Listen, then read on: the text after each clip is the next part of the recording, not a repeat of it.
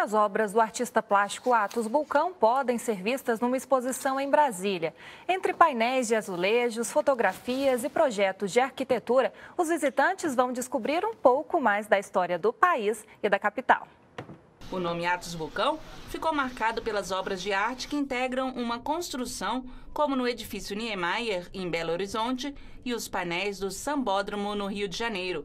Mas na exposição que leva o seu nome, as 41 peças entre fotomontagens, serigrafia e pintura mostram que o talento do artista não ficou só na arquitetura. Trabalhava diversas técnicas, né? Sempre desenho com grafite, usando lápis de cera, pintura. Normalmente as pinturas dele são em acrílica.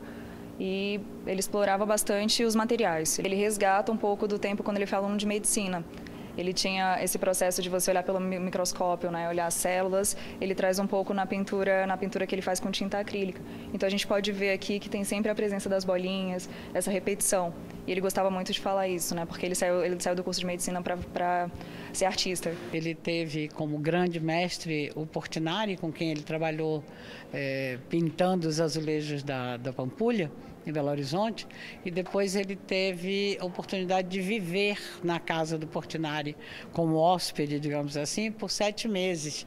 Então, ele dizia que nessa época ele aprendeu a ver uma obra de arte, a se preparar para pintar, a separar as tintas que ele ia usar.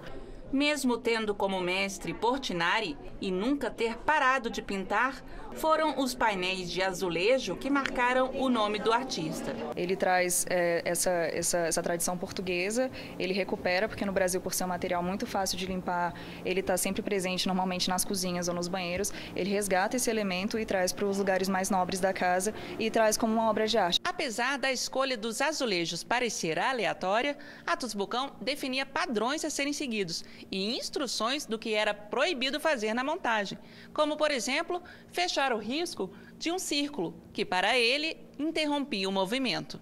Na exposição, as pessoas podem conferir um mapa das obras espalhadas pela Câmara dos Deputados. A dica é, depois de conhecer um pouco mais sobre Atos Bulcão, conferir de perto o talento do artista nos corredores e salões da casa.